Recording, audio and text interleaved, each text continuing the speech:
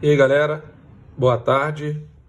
Vamos começar o nosso estudo sobre reações inorgânicas, que praticamente a gente já acabou falando um pouco de tudo que eu vou falar aqui agora. Então eu vou fazer uma revisão, porque a gente vai aprofundar agora para um outro lado, que não é um lado de cálculo estequiométrico, não é um lado de conta de estequiometria.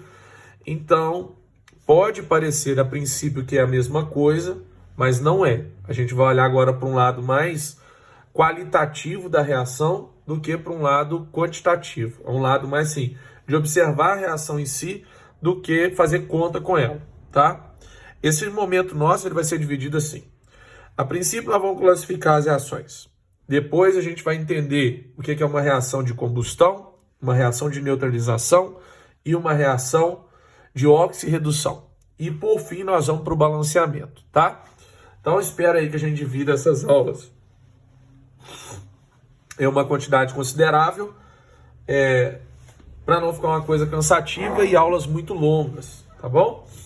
Então, vamos começar assim. Essa definição vale para todo mundo, não só para as reações inorgânicas, tá? Mas o que é uma reação química? É uma transformação que ocorre com alteração na identidade da matéria. Eu sempre ensino para vocês que transformação química é aquela transformação que muda a molécula. Se não mudar a molécula, não é uma transformação química, né? Quais fatores estão ligados à ocorrência de uma reação química? Por que uma reação química ocorre? Às vezes porque as substâncias que estão ali são sensíveis à luz, então a luz pode promover uma reação química. Por exemplo, um antibiótico. Já reparou que o antibiótico líquido ele vem num frasco escuro? O vinho, ele fica num frasco escuro? Por quê? Porque as substâncias que estão ali dentro, elas são sensíveis à luz. Então, se bater luz, elas podem se decompor, podem se transformar. Então, a luz seria ali um meio para fazer a reação acontecer. E como eu não quero que as substâncias do vinho, do antibiótico, elas reajam, né, elas deixem de existir, a gente coloca um frasco escuro para poder protegê-las da luz, tá, gente? Ou às vezes um calor. Já reparou que você não pode guardar determinadas substâncias perto de lugares quentes? Porque o calor às vezes promove uma reação de decomposição. Ou a eletricidade, ou até mesmo um agente físico, são vetores para fazer com que uma reação química aconteça, tá certo? Como que eu vou saber, Gabriel, se a reação química que eu estava esperando aconteceu ou não? Tem um macetinho, né, gente, que eu já ensinei para vocês. Se mudou de cor, mudou de temperatura ou liberou gás, isso tudo é característica de reação química. Por exemplo, um prego largado no ambiente. Como é que eu sei que ele enferrujou? Porque eu vou começar a ver a cor laranja nele. Como é que eu sei que um bolo está sendo preparado no fogo e está dando certo? Porque o bolo vai inflar, né? O bolo é uma massa líquida, ele vai inflar devido à formação de quem? De gases lá dentro. Olha só, por isso que o bolo fica fofinho, o pão também. Quando eu jogo um comprimido efervescente na água, por que eu sei que aquilo é uma reação química? Porque o comprimido vai se dissolvendo e ao mesmo tempo vai liberando gás. Agora eu coloquei um acréscimo aqui, pessoal, para a gente identificar quando uma reação química acontece. A gente já conhecia a mudança de temperatura, a alteração de cor, a liberação de gás. Agora a gente tem a formação de precipitado. Por exemplo, eu tenho dois líquidos, eu misturo eles e formo um sólido, isso é característica de reação química, tá bom? Bom, na estrutura delas, vocês já sabem isso melhor do que eu tenho o reagente sendo convertido em produto. Quem é o reagente de uma reação? Reagente é a substância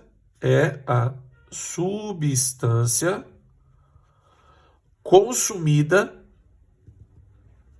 no início da reação. Ou seja, a quantidade diminui. Quantidade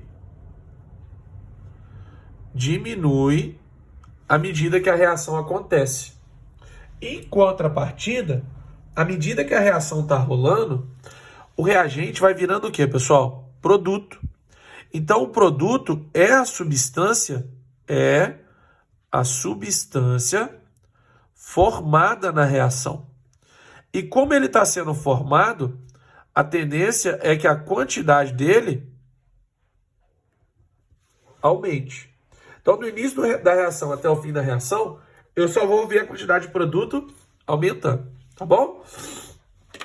Bom, escrevendo isso tudo, assim, matematicamente, lembre-se que nós não vamos fazer conta, eu veria os reagentes, a setinha e o produto. Setinha, vocês lembram, significa transforma, produz, né? Antes da setinha, todo mundo é o reagente. E depois da setinha, todo mundo é o produto. Agora, gente, nessa parte da matéria, o que me importa? Primeiro a gente identificar. Tem aqui embaixo S, L, G e AQ. O S significa sólido. O L significa líquido. O G significa gasoso. E o AQ significa aquoso. Lembrando que aquoso e líquido são duas coisas diferentes. Aquoso é o cara que está dissolvido na água. Líquido é o cara que sofreu fusão, tá? Agora, pessoal, isso vai ser um dos focos da nossa matéria. O que é o Azinho, o Bzinho, o Czinho e o Dzinho? Eles são coeficientes estequiométricos. Gabriel, o que é um coeficiente estequiométrico? É uma coisa que indica quantidade. E eu vou chegar a eles através de um processo chamado de balanceamento. Final desse capítulo nosso, vamos dizer assim, tá? Os coeficientes estequiométricos, pessoal, eles indicam quantidade em qual unidade de medida? Em massa? Não. Em mol. A gente já viu isso lá no cálculo estequiométrico. Então, quando eu olhar para uma reação agora, tudo isso que eu falei, eu posso perguntar quem é reagente, quem é produto, o que significa cada letrinha embaixo, o que significa os numerozinhos que estão na frente, que no caso aqui eu representei por A, B, C e D. Posso te pedir para você somar os coeficientes estequiométricos da reação, então seria somar todo mundo. Vou pedir para vocês balancearem a reação, ou seja, achar esses coeficientes estequiométricos, tá bom? Então, nós vamos para outros cantos agora. E o primeiro deles é classificar a minha reação.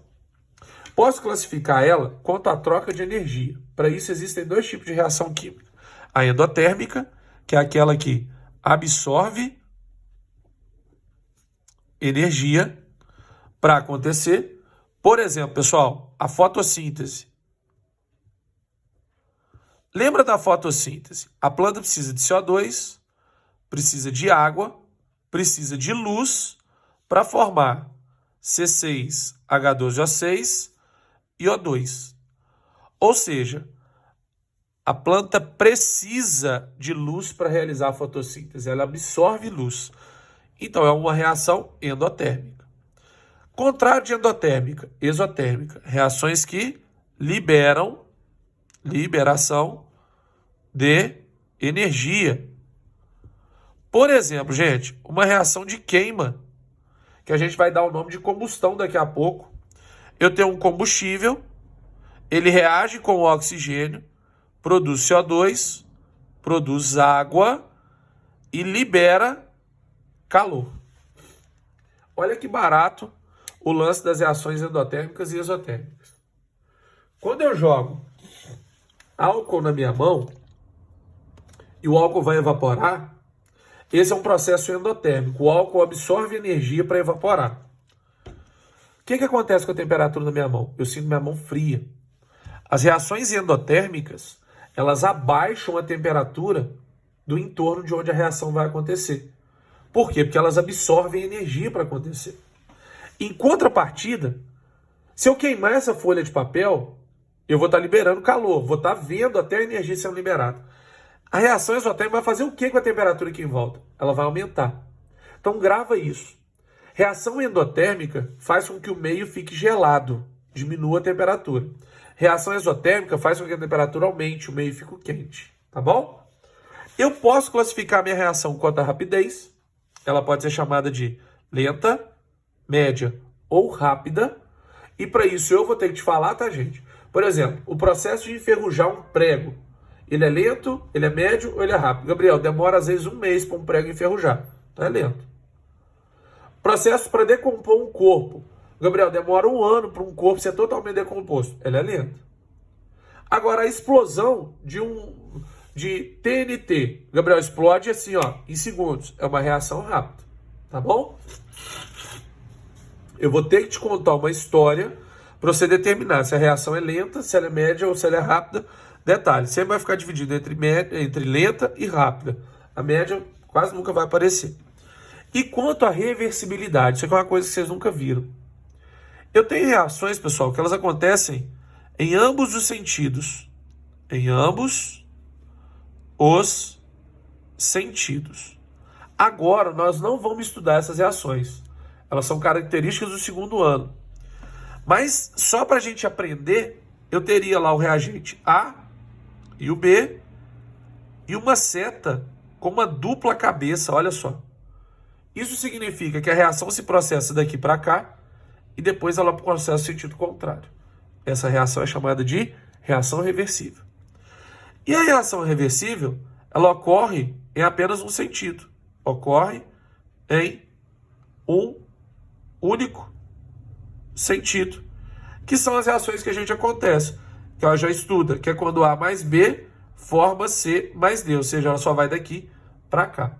Então, se você vê um exercício dessa seta dupla no meio, você sabe que aquela reação ela é reversível, ela acontece em ambos os sentidos, tá certo? Galera, essa é a introdução. Então, passa isso tudo aí pro caderno, tá bom? Na próxima aula, nós vamos classificar as reações ainda mais usando outros parâmetros, beleza? Um abraço.